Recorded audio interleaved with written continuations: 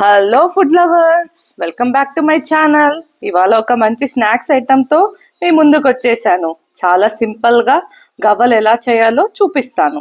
ఈ గవ్వలు as it ఈస్గా స్వీట్ షాప్లో ఉన్నట్టే ఉంటాయి. ఇంకెందుకు ఆలస్యం, చూసేద్దామా ప్రాసెస్.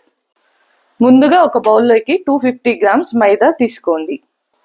ఈ మైదాకి బదులు గోధుమ పిండి కూడా వాడచ్చు. గోధుమ పిండితో కూడా మరో వీడియోలో చూపిస్తాను. ఇందులోకి చిటికెడు సోడా వేసుకుంటున్నా.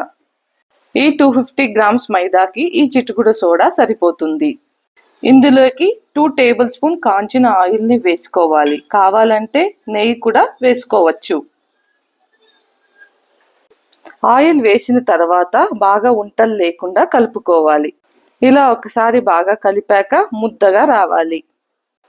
ఒకవేళ ముద్దగా రాకపోతే ఇంకొక టేబుల్ స్పూన్ కాంచిన ఆయిల్ వేసుకొని మళ్ళీ కలపండి.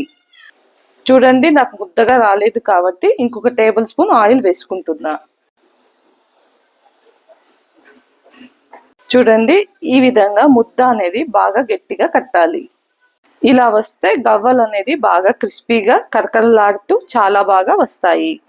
ఇప్పుడు కొద్ది కొద్దిగా వాటర్ వేస్తూ చపాతీ పిండిలాగా సాఫ్ట్గా కలుపుకోవాలి.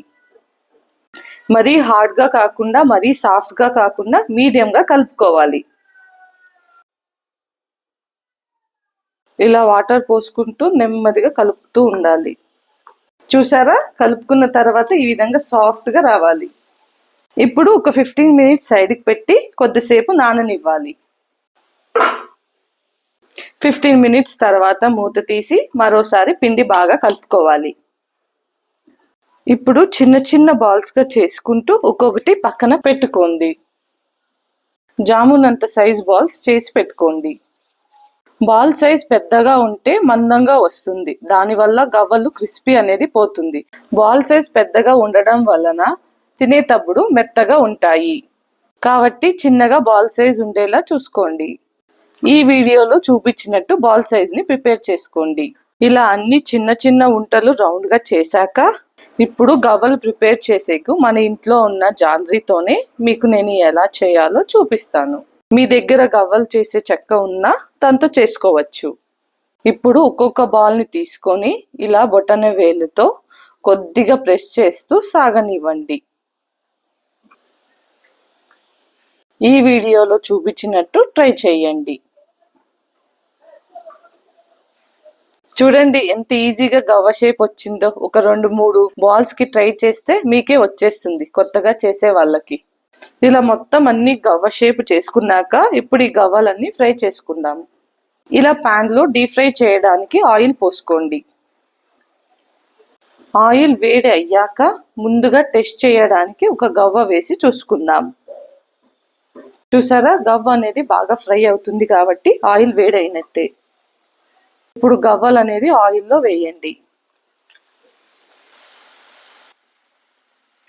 వీటిని వెంటనే తిప్పకుండా 1-2 నిమిషాల్లో బాగా కాలనివ్వాలి. తర్వాత మరో సైడ్ తిప్పండి. వీటిని హై ఫ్లేమ్లో కాకుండా మీడియం ఫ్లేమ్లోనే ఫ్రై చేస్తూ ఉండాలి. చూడండి, ఈ విధంగా లైట్ గోల్డ్ కలర్ వచ్చిన తర్వాత ఆయిల్లో నుంచి తీసి పక్కన పెట్టుకోండి.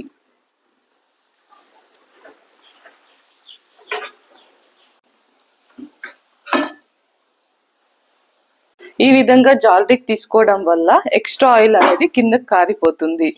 ఇలానే అన్ని గవ్వలు ఫ్రై చేసి సైడ్కి పెట్టుకోవాలి.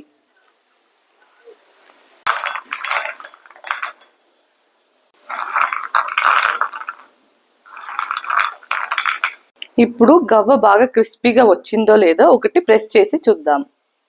లోపల లేయర్స్గా క్రంచీగా వచ్చింది చూడండి. ఇప్పుడు పాకం కోసం నేను 250 గ్రామ్స్ మైదా తీసుకున్నా కాబట్టి షుగర్ కూడా 250 గ్రామ్స్ తీసుకుంటున్నా. ఇప్పుడు ఇందులోకి 50 ml వాటర్ పోసుకొని అందులోకి 1 టేబుల్ స్పూన్ నెయ్యి వేసుకోండి. షుగర్ మొత్తం కరిగేలా చూడండి. ఈ విధంగా షుగర్ కరగడానికి ఇలా తిప్పుతూ ఉండండి. తీగ పాకం వచ్చేదానికి 5 to 6 మినిట్స్ పడుతుంది. చూడండి, పాకం అనేది తీగలాగా ఎంత బాగా వచ్చిందో. ఇప్పుడు స్టవ్ ఆఫ్ చేసి పాకం పక్కకు పెట్టండి.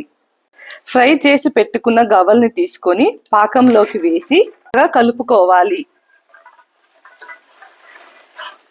బాగా కలపకపోతే గవ్వలు అనేది ఒకటికొకటి అతుకుపోతాయి.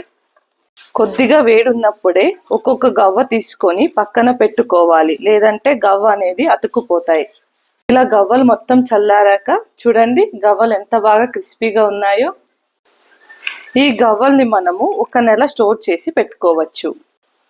ఈవినింగ్ స్నాక్స్ టైంకి మీ పిల్లలకి చేసి పెట్టండి, వాళ్ళు చాలా బాగా ఇష్టపడతారు.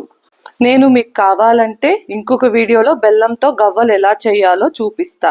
మీరు కూడా ఒకసారి ట్రై చేసి ఎలా ఉందో కామెంట్ బాక్స్లో చెప్పండి. అంతే అండి, ఈ వీడియో నచ్చితే ప్లీజ్ సబ్స్క్రైబ్ చేసుకోండి, అలాగే లైక్ షేర్ కూడా చేయండి. నెక్స్ట్ వీడియోతో మళ్ళీ మీ ముందు ఉంటాను. బాయ్.